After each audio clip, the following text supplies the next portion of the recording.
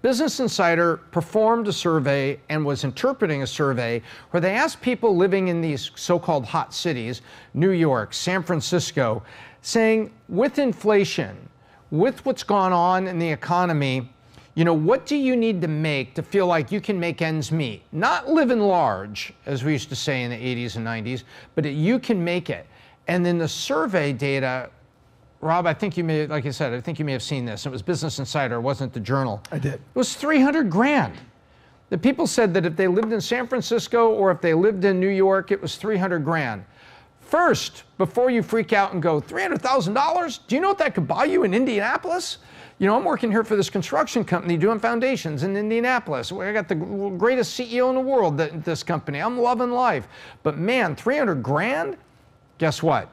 Remember, in San Francisco, the state takes 13.3% in state income taxes. In New York, it takes like 12.5 plus a percent or two city tax. So in New York and San Francisco, with 39% federal income tax and those taxes, your last dollars, and if you're making 300 grand, it's probably your last $75,000 from 225 up, you're probably paying 52% tax on that. So when these people say they feel like they need to earn $300,000 to feel like they can really make ends meet, have a reasonable apartment or townhouse or whatever it is, and just start the car in those cities, just remember this, it's some of the most taxed cities and most regulated cities in America. And so what they're really saying is, damn, it's expensive to live here.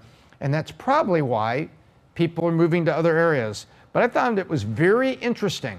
And that's why I like to say this. When people say, hey, Biz Doc, when you're looking to invest in a company, what are you looking for?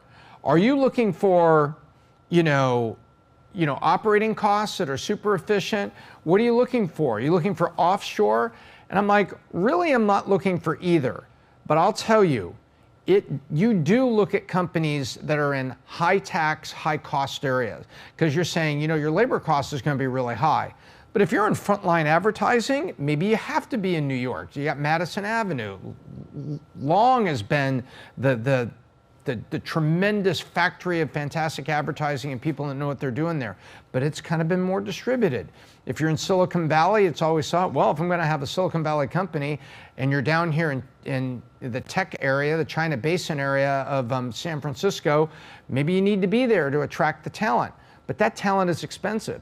So yes, I've looked at where companies are headquartered and what labor costs that they're under, because I see it as a headwind.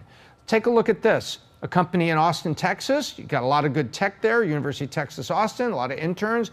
Things are going on there. Thriving city, South by Southwest. If you go there, you see all sorts of great technology companies showing their wares and doing panels and doing demos there at South by Southwest. Then you look at the Bay Area, and I look at that and I go, wow, would I rather invest in a company in the Bay Area or Austin?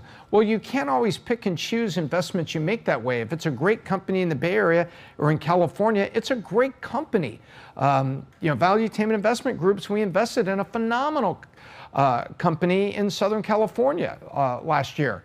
Do they have a labor issue that they have in California versus other areas? Sure they do, but it was a great investment opportunity. But I'm also noticing that the OpEx weight on companies that are not in these high dollar area actually helps them make their investor dollars go longer, the burn rate go farther, which might be important, hypothetically, if we're in high inflation and about to go into a recession, or we've got a struggling economy trying to find its way, commercial real estate going down. Oh, you mean now? Now? And there's a word for now, and the word is damn. Remember my case studies used to say that all the time. This is exactly when the startups and the early stage companies that are in more moderated cost of living areas are going to have an advantage. And so, yes, I look at the area, but you can't overlook a great company. But 300 grand per year for New York and San Francisco, that's a big number, man. That's a big number.